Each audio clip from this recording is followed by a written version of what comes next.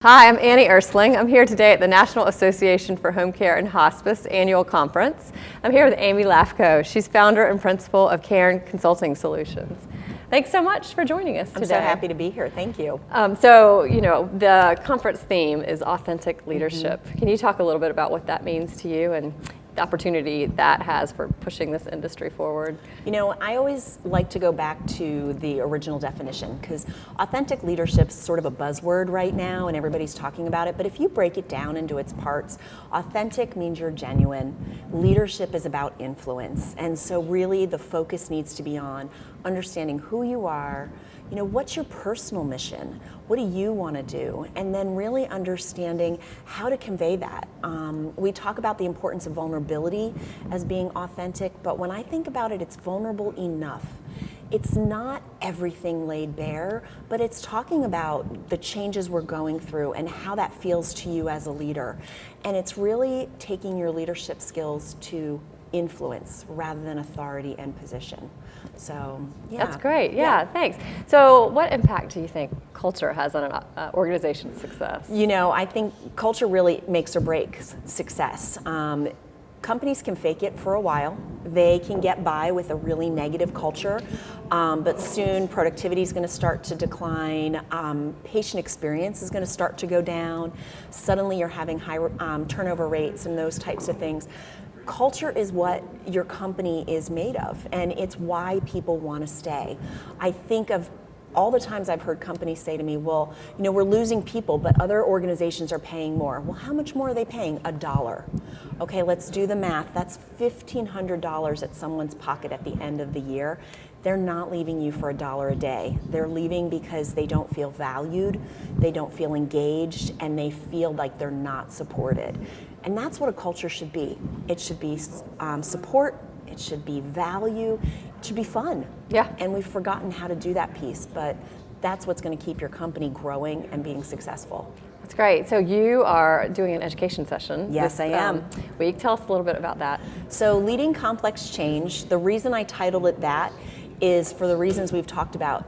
You can look at change management as a project management process, but in order for the change to actually stick, there needs to be solid leadership around it. When I talk about complex change, there's only 5 elements that need to be addressed and met: vision, skills, incentives, resources, and action plan. But what makes the difference is the leadership with it. So my talk was an hour, and really 10 minutes are about change management, and the rest of it is the skills a leader needs to have. There's 25 core competencies of leadership. Who possesses which of those? Because nobody has all 25. And that's how you decide which part of change they should lead. Do they have diplomacy and negotiation? Put them in resources. Do they have a good way of conveying the message of the vision? Put them in vision. Are they a coach? Are they a developer? Put them in skills. And so really looking at the people aspect. You talked about culture. One whole section is about the culture of experimentation, the culture of failure. We forget to thank the person who brings about the point of, hey, I realized we failed in our pilot. That's not a bad thing. We want to celebrate that. That's awesome. Yeah. So, there's a lot of talk at this conference about just the high turnover and ability to retain quality caretakers in this industry. You make everything sound so simple. Like, do you have any, insights on what this industry can do to really help overcome those challenges? You know, I think one of the first things we have to do is look at other organizations that are doing it well. In our industry, we talk a lot about how we're so unique. We're a remote workforce. There's a lot of turnover. The nation is at 3.7% unemployment rate. It is a war for talent, and once you've got the right person, your obligation is to keep them, and the way you do it is by strong leadership.